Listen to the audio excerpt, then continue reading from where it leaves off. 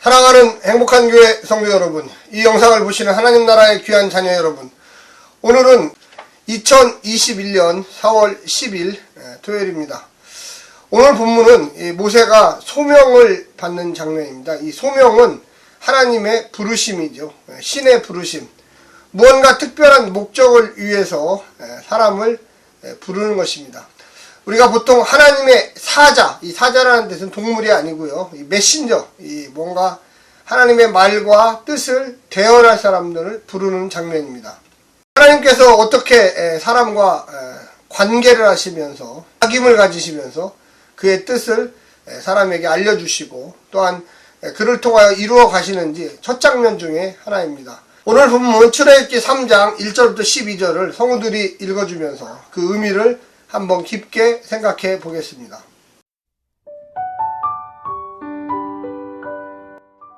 출애굽기 3장. 모세가 그의 장인 미디안 제사장 이드로의 양떼를 치더니 그 떼를 광야 서쪽으로 인도하여 하나님의 산 호렙에 이르매 여호와의 사자가 떨기나무 가운데로부터 나오는 불꽃 안에서 그에게 나타나시니라. 그가 보니 떨기나무에 불이 붙었으나 그 떨기나무가 사라지지 아니하는지라. 이에 모세가 이르되 내가 돌이켜 가서 이 큰 광경을 보리라. 떨기나무가 어찌하여 타지 아니하는고 하니 그때 여호와께서 그가 보려고 돌이켜 오는 것을 보신지라.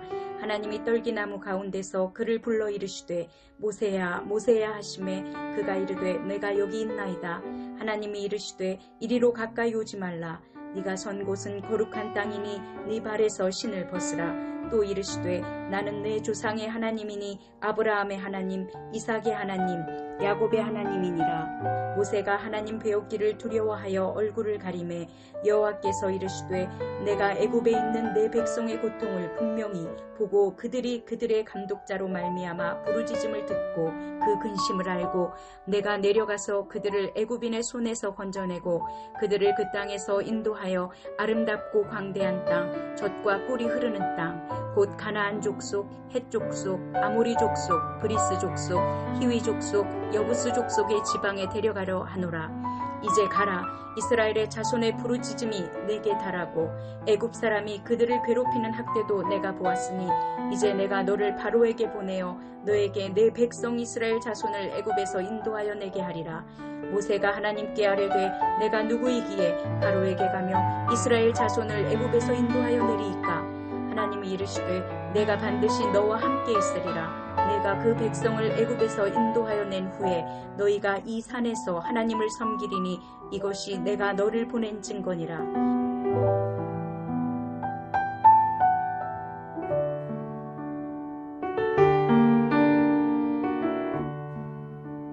이제 모세가 미디안 광야에서 생활한 지가 약 40년이라는 긴 시간이 흘렀습니다. 바로 왕의 딸의 아들로 살았던 바로의 황실에서 교육을 받고 살았고 그가 정체성을 깨달으면서 내가 히브리인이구나, 내가 노예의 자녀임을 알고서 나름대로 지도자의 역할을 해보기 위해서 왕실을 떠나서 노예들이 거주한 고센 땅으로 갔습니다. 그들은 이 히브리 백성들은 모세를 그들의 지도자로 인정하지 않았습니다. 그곳에서 히브리인과 이집트 사람이 싸우는 그런 모습을 보면서 히브리인의 편을 들어주다가 살인을 범하게 되었습니다. 이후 미디안 광야로 도망하게 되었고요. 그곳에서 시보라라는 아내를 만나 이 게르솜이라는 아들도 낳았습니다. 40년이 흘렀습니다. 1, 2년이 아니고 꽤 오랜 시간. 이제 어떻게 보면 할아버지의 나이가 된 것입니다. 그런데 이때에 하나님께서 다시 오늘 본문을 통해서 부르십니다. 먼저 호기심을 자극합니다. 80의 노인에게 있어서 산전수전 다 겪었죠. 공주의 양아들로 커서 좋은 것도 누렸지만 또 역시 도망자 생활을 하면서 미디안 광야에서 목동으로서의 삶을 또한 살았습니다. 그런데 이제 보니 갑자기 양들을 치는 가운데 이 호렙산에서 떨기나무 하나에서 불이 붙었는데 그 불이 전혀 꺼지지가 않습니다. 왜 불이 꺼지지 않을까? 이제 꺼질 때가 됐는데 저 정도 탔으면 완전히 재가 되고 남을 건데 점점점 그 불은 강성하게 타오릅니다. 내가 이상해서 한번 가봐야 되겠다. 80세의 목자가 그곳을 향해서 나아갑니다. 그런데 갑자기 거기에서 음성이 들리기 시작합니다. 호렙산에서 무언가 특별한 음성이 들리는데 오늘 본문에 보게 되면 4절에 여호와께서 그가 보려고 돌이켜 오는 것을 보신지라 하나님이 떨기나무 가운데서 그를 불러 이르시되 모세야 모세야. 어찌 보면 80년 만에 처음으로 하나님이 부르셨을지도 모릅니다. 그런데 분명한 것은 하나님이 부르셨다는 거죠. 나이가 어리든 나이가 많든 하나님께서 부르시는 그 소리는 불과 함께 오신다는 것입니다.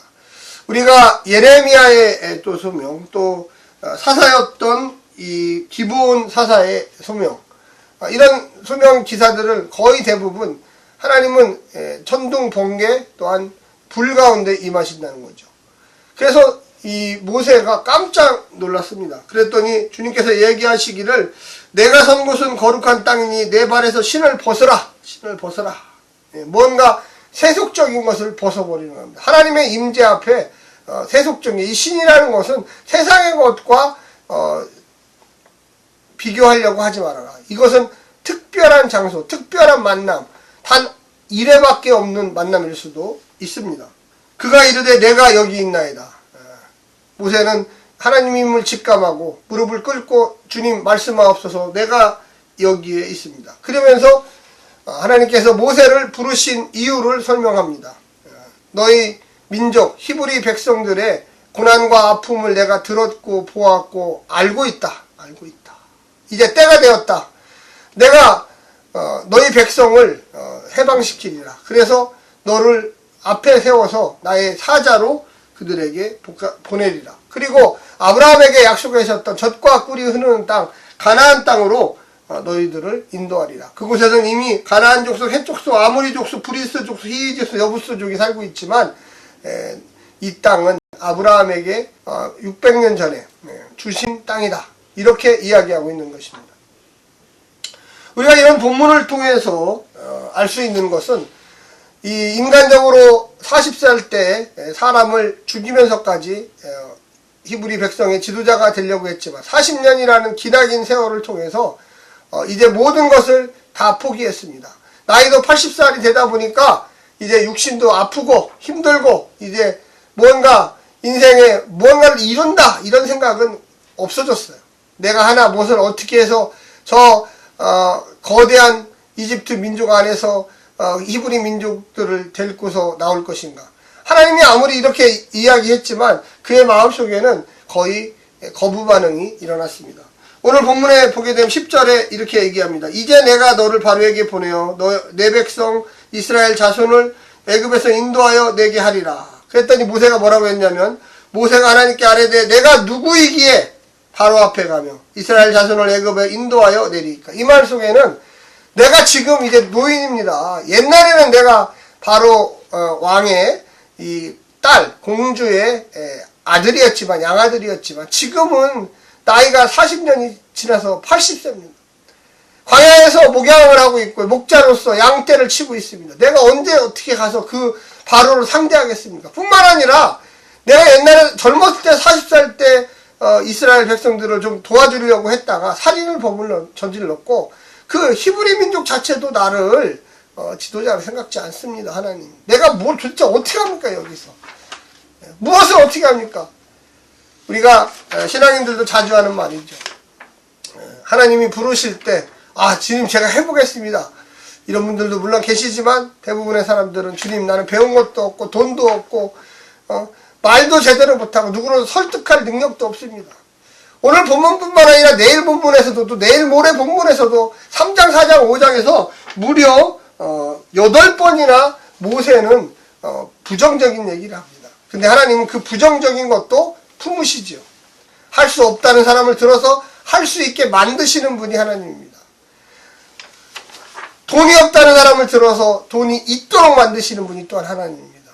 나는 지식이 부족합니다. 그래? 그럼 내가 지식을 채워주마.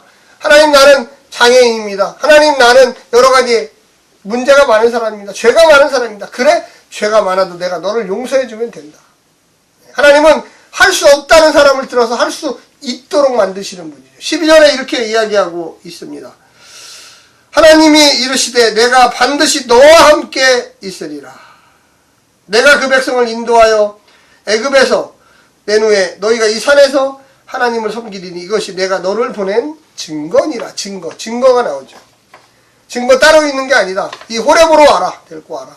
내가 그럼 여기에서 너를 불러낸 이유를 모든 이스라엘 백성들에게 설명하리라. 십계명을 준 이유에 거기서 하나님의 윤리와 하나님의 가치관과 하나님의 민족의 삶을 가르친 후에 주님은 핵심이 이거예요. 12절 내가 너와 반드시 함께하리라. 반드시 함께하리라.